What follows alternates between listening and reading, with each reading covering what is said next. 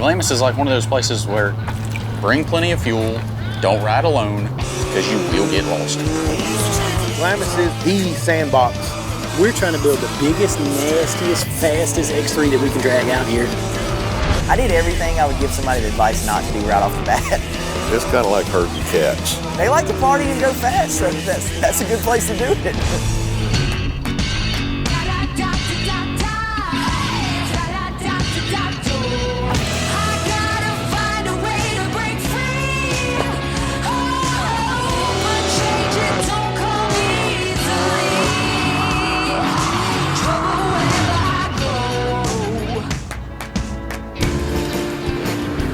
Anybody with a UTV and anybody that goes and rides knows about Glamis. Oh man, Glamis is a crazy place that you always speculate about. I would say there is a lot of mystique to Glamis. You know, you always hear stories about how you can ride down to Mexico and all the cool things that are out there. Everybody tells you that the sand shifts a crazy amount every single year from the winds blowing it. But you look at the people that live out there, for the most part, are gearheads. You know, I mean, you're going out there to push the limits of your vehicle. Well, one thing, everybody wants to race. I think probably the most important thing to have out there in Glamis is power. The whole thing is about horsepower wars out there in the West Coast. Glamis would be the epitome of anybody's adult sandbox.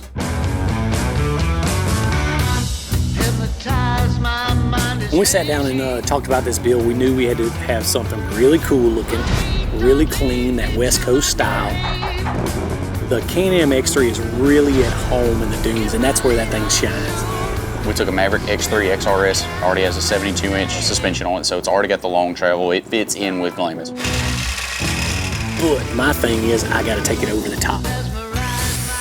The main thing was, you know, kind of build something a little wild. I want this thing to make crazy power and be impressive when people see this thing going down Sand Highway. Man, this one's getting the works. We got the Evo Stage 6 big turbo kit going on this thing today. We'll be pushing big power out of this motor. A little over almost 30 pounds of boost in this baby. With reflash, bigger injectors, and all the power adders to get that thing really turning the tires. It's going to be fast. In fact, it's probably going to be nasty. For all the S3 parts, we did full suspension. A-arms, radius rod, shock tower brace, gusset kit, everything that you can walk through our store and grab off the shelf, we threw on this car. More power, more look. We wanted to send it all the way. So he was making crazy horsepower with that thing. Yeah, I do like doing wild builds. I like going really over the top, but that's just not the style we were going for. We wanted this thing to be like a sports car, like a Ferrari or a Lamborghini, like low and sweet looking and fast. Word on the street is, shipping company finally showed up with the wheels we've been waiting on. KMC hooked us up, so we're gonna check them out, see what they look like. Woo! That's sweet. So we got KMC to send us a set of 10-inch wide wheels on the back, 5-inch wide wheels on the front. Oh yeah. And it is gold, like super gold.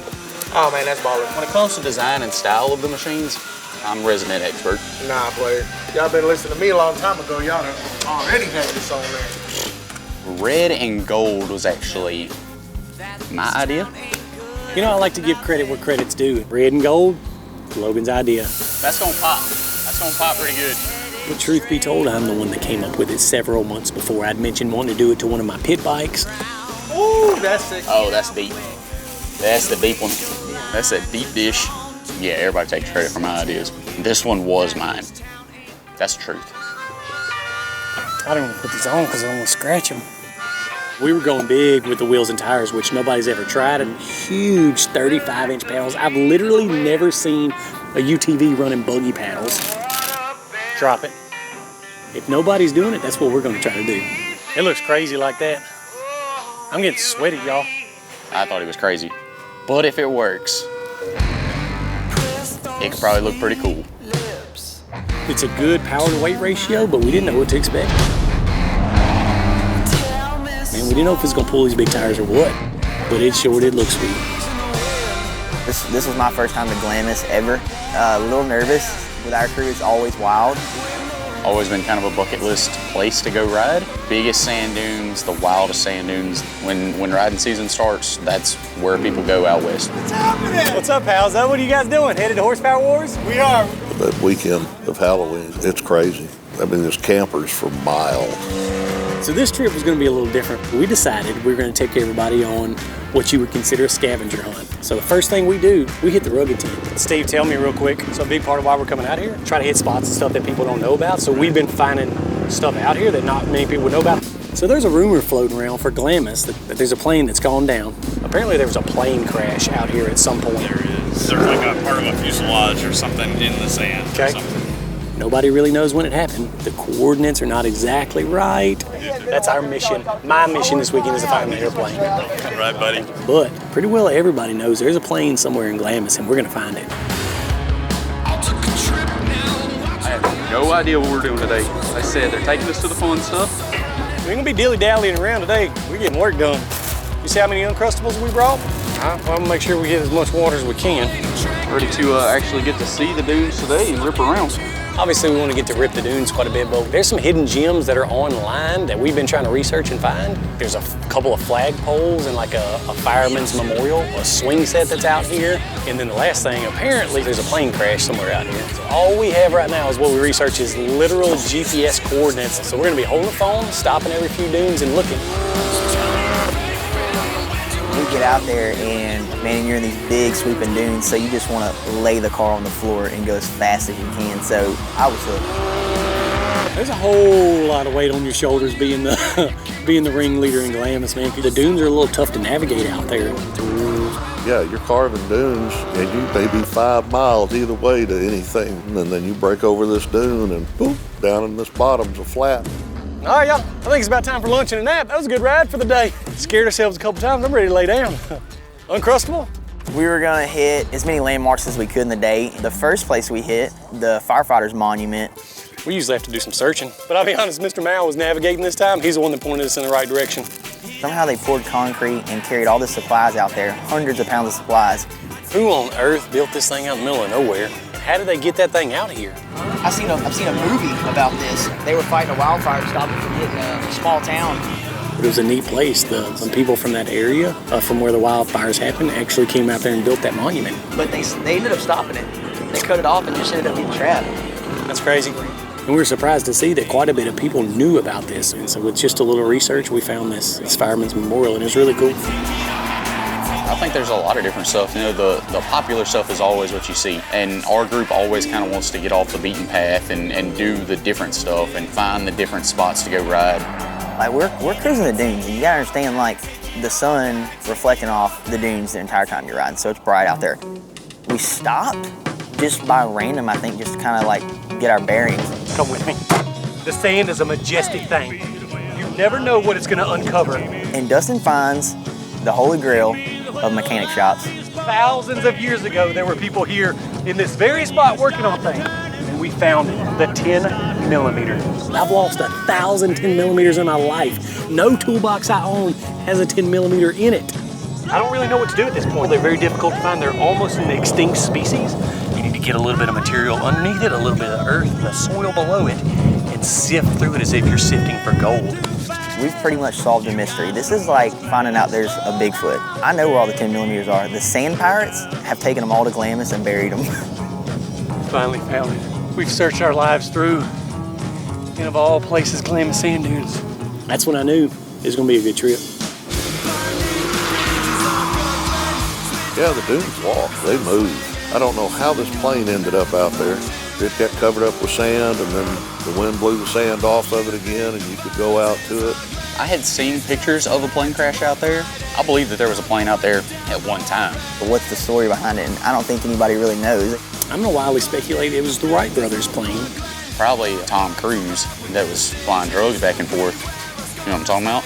You know what? I'm gonna retract that. I'm gonna speculate that it was Amelia Earhart. When he landed in Louisiana bayous, who's to say he didn't land in Glamis? So, made it to the swing set. Naturally, there's some kids. Dustin and Quentin wanted to go over there and kick them off the swing. Before I saw the swing set, I had already seen a picture of it on Facebook. So I knew this is a well-built swing set. That makes no sense. We go out west every single month, and we got plenty of friends that ride in Glamis, and nobody told us about the swing set. Everybody gets on the swing and starts swinging high, and then it's like, all right, it's cool, you swung high. Everybody knows how you exit a swing. Look at that distance. Are we doing a long jump? Yeah. Are we doing a long jump? You want to have a long jump competition? Yeah, we were thinking if we come over here, show them what we've got on these swings, then swing set's ours. You go first. We have a long jump competition. And so me and Quentin teamed up against this little kid. Get all you can. I know what he's trying to do. He's trying to catch you on the forward stroke. It turned into a full-blown swing-off long jump competition. Woo! Oh! Hold your spot. This kid looked like a flying squirrel when he left the swing. Oh, he got straight punchy. I don't understand how a little boy that small can fly so far, but he had it timed perfect. Look, I put the dogs on me. Freaking stomped him out by like 4 foot. Bobby, here I come. Oh, you're not even close, bro. Logan, you're so weak. But I ain't no guy that's gonna let no little boy beat me. He legitimately flew farther than I could. I'm hurt. Yeah, he came in. He said he's been a 3-year professional swinger. He whooped us. Just trying to punk little kids in the middle of the desert. You know what we do? Having fun. We look like idiots in front of 1,000 people. Gator don't play that anyways. Everybody knows that. Yeah, it was pretty embarrassing for us. Like, we got out of there pretty quick after that. All right, so yesterday I feel like was a success, but I feel like everybody knows now we got a special guest. I ain't never been here before, so #1 riding destination bucket list for me, so for a while. Man, I can't wait to get out there and freaking rip. I just put the car together, so hopefully I didn't miss anything. But for now, we got to fill up everything. Well, yeah, let me back up for a second. Let's be real. We're gonna give Mr. Mouse some Dawn dish soap and wash rags so he can wash out the ice chest. They put them Crustables in there. He opened it up, and it looks like bread pudding. Yeah, the Uncrustables was for sure Quentin's deal. He's the one that had got them. He bought them. Nope, there's nobody that doesn't like them. They got grape, strawberry, plain peanut butter and honey, I think now. Maybe we need to put Uncrustables in the ice chest with water. Nothing can go wrong with that. It's a little old thing that got Mr. Mouse so upset. He wasn't really impressed, to be honest with you. I've seen Mr. Mouse mad several times in his life. He was so freaking mad about those mashed up Uncrustables. It's all milky and puddingy. So I banned any Crustables from being in my cooler from now on. Ugh. I'm gonna probably blame it on Logan. He didn't really catch the blame for much. And so I'm pretty sure it was Logan that blowed that Uncrustable apart in Mr. Mouse cooler.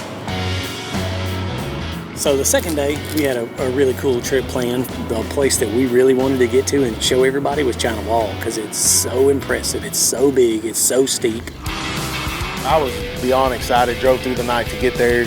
I was ready to do some riding. No, China Wall, secluded. You have to work to get there. The face of it is, oh man, the face of it's half a mile. I'd never seen it, never seen videos of it or anything like that, so I didn't know what to expect. I just knew that it was this practically vertical wall of one of the biggest dunes in Glamis. It's deceiving how far it goes, but it's one of those things, once you commit to climb China Wall, you can't back down. It's hard to describe, even though you're banked. Like when you go to turn the car, man, the car hooks so hard. What's crazy is how impressive these cars are, man, that they'll climb that. That's crazy. Anytime you walk across the face of them, you're doing something. Yeah, that ain't no lie. To be able to power across it. There's that one little hill that unloads the car though and gets it a little funny right here. Glamis is hard not to smile out there because you're ripping the dunes, man. You're carving bowl to bowl. You get a good rhythm going. It's a cool, fun place to ride that you shouldn't be scared of. Everything was like cooler or over the top than it was described that we were going to. So like that's gonna be a trip every year that we take for sure. I could have rode there another 2 or 3 days easily.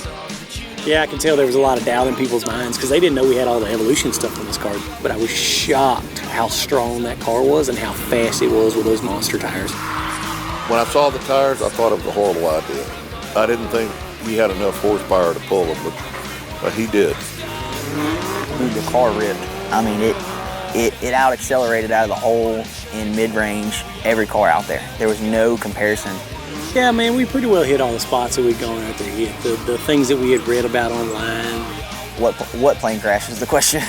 Yeah, in general, I'm starting to doubt if there ever was a plane crash, to be honest with you. I don't know if those pictures were even from Glamis looking back now. I was dead set we were going to find that plane that people had speculated about, but now I'm starting to doubt that there ever was a plane crash. On the next episode of Visions of Victory. almost ready to hit Mexico. We got a border to cross. We're really gonna show y'all how to get these things crossed up. Everybody's talking about, I'm glad we got Manny here. I'm glad we got Angel. They can interpret for us. Yeah, just cruising along and the tire comes rolling past me. We don't have the tool back with us. I got Mexican street swag, and I do speak Spanish. Okay, I have returned from my travels west. We found the welder.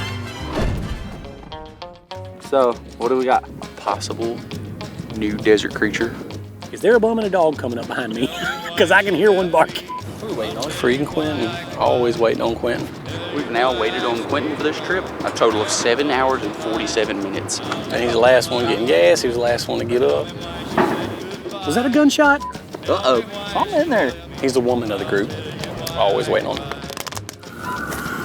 That's probably our cue to get out of here. Somebody got shot or stabbed right here around us. It's time for us to go.